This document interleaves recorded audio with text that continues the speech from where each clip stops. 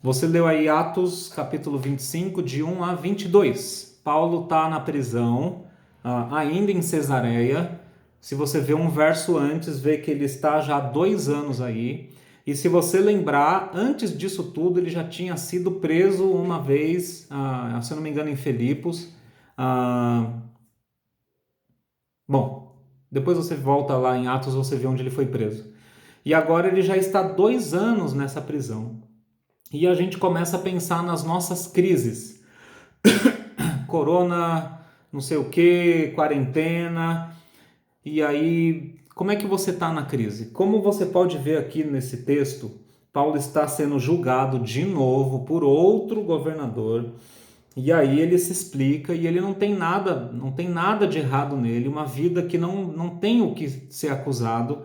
Ele não tem nada para ser acusado pela lei dos judeus, não tem nada que ele fez religiosamente de errado, não fez nada contra César. Aliás, Jesus ensinou para dar a César o que é de César e dar a Deus o que é de Deus, né?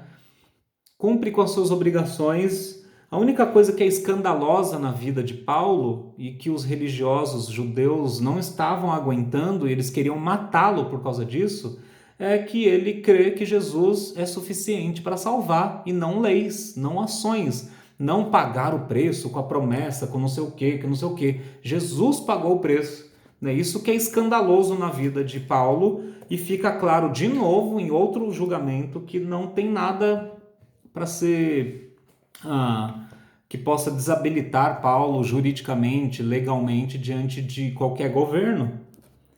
E aí a gente entra num outro ponto, então, né? Como Paulo está se vendo nessa situação, como eu e você estamos nos vendo nessa situação de crise que a gente está. Porque aparentemente Paulo está tranquilo aqui, e ele ficou 2 anos aí, antes desse julgamento, pregando, conversando. Há muitos indícios que ele escreveu muitas cartas, ou a maioria das cartas, ou nessa prisão, ou em Roma. Depois ele vai ser preso de novo. Então, Paulo aproveitava cada oportunidade porque ele tinha foco e sabia que a vida dele era de Jesus. Então, de novo, como você está vivendo, como eu estou vivendo essa crise do corona? Porque mudou a situação. A gente está em casa, a gente vai ficar mais ainda. E pode ser que mude mais ainda. E aí? Como você está aproveitando essa situação? Porque Paulo continua aproveitando aqui. O texto diz que ele testemunhou antes para Félix e a esposa, né? E agora para Festo e depois para Agripa e a esposa. Então, e nos julgamentos também ele aproveitava e falava da fé dele e aproveitava para proclamar o evangelho, e ele tinha uma vida focada na missão que Deus deu para ele. Agora fica a pergunta para a gente: qual que é o foco da nossa vida? Por que a gente entra em desespero com certas coisas e depois vive outras coisas que são loucuras diante de Deus e vive numa boa, passa anos e anos e anos sem fazer um discípulo, sem ir para frente, sem dar um passo em direção a vencer pecados que Deus já faz tempo que alertou a gente, mas aí a gente muda a situação, Deus chacoalha tudo e a gente começa a entrar em desespero.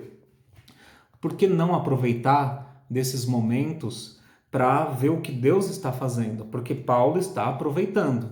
Agora eu vou deixar 3 pontos para você pensar aí sobre isso, né? Paulo aproveitando cada oportunidade, porque ele sabia que a vida dele era de Jesus.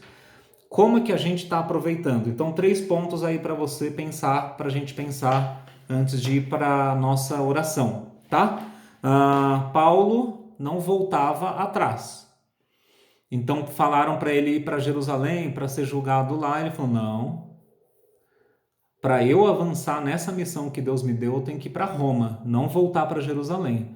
Ou eu fico aqui, ou eu vou para Roma. Então, estacionado eu posso ficar. E eu aproveito essa oportunidade aqui, vou proclamar o evangelho, vou fazer discípulo, vou escrever cartas, né? Deus está usando as oportunidades, Deus está dando a oportunidade diferente para mim, eu vou fazer algo aqui, mas voltar eu não vou. Você tem voltado atrás? Você tem voltado atrás de pecados que você já tinha largado e está voltando lá, como a Bíblia diz, né, que a porca volta a rolar na... Não, é o cachorro que volta pro vômito. Não, e a porca também volta, lava a porca, ela dá, eba, tô limpa, e volta pra lama de novo e rola tudo de novo. Você tem voltado atrás em pecados que você já tinha largado, você tem voltado atrás em saudosismos, aquela época que eu... Pronto, aí a época de bênção gloriosa. Mas e essa oportunidade que Deus está te dando? Não é uma época que pode ser gloriosa? Porque Deus quer que seja. Paulo estava numa prisão e fazendo dessa época gloriosa, escrevendo coisa para os outros, falando, Gálatas insensatos, talvez foi aqui. Não, acho que foi antes. Mas outras cartas ele escreveu aqui também, e em Roma também. Então, você tem voltado atrás em pecados, saudosismos, indecisões. No que você tem voltado atrás? Ponto 1. Não voltemos atrás. Ponto 2. Aproveitemos cada oportunidade, cada estação da vida para entender o que Deus está fazendo e agir ali, não ficar de bobeira lá. Por exemplo, Deus está nos dando um tempo agora para a gente colocar muitas coisas em ordem, para a gente respirar, a gente largar o consumismo, para a gente olhar para a missão de Deus e pensar o que eu estou fazendo e como eu posso contribuir com o discipulado de pessoas da comunidade cristã das Boas Novas e o avanço do Evangelho para outras pessoas. Como eu posso aproveitar essa oportunidade que eu não estou tendo 1000 coisas para fazer, porque você está em casa. Ponto 3. Cumpra a missão que Deus te deu. A cada estágio diferente, tem algo diferente para fazer, mas a gente vai para frente e cumpre a missão que Deus nos deu.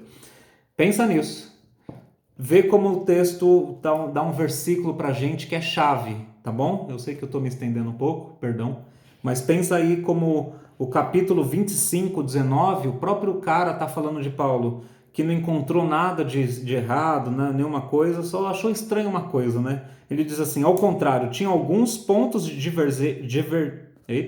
divergência com ele acerca da sua própria religião e de um certo Jesus já morto, o qual Paulo insiste que está vivo.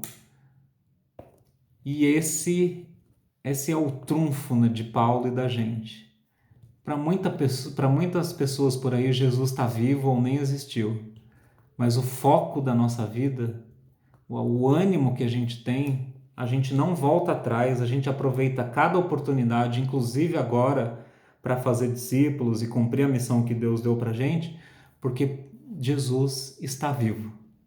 E a gente, não é só que a gente crê no amanhã, no hoje também, a gente já age no hoje, como Paulo estava agindo nesse texto que você viu. Amém? Vamos refletir nisso e partir para a oração.